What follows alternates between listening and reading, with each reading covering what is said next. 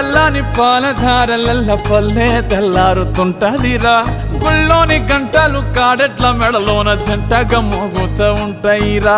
నాగలి భుజాన పెట్టుకుంటే దోస్తులు చెయ్యేసినట్టేరా కొట్టు గోదా పక్కన ఉంటే కొండంత బలగం ఉన్నట్టురా చల్లగాలి మోసుకొచ్చెరా సేను శిలకల ముచ్చట్లు దారి పొడుగు సెట్ల కొమ్మలా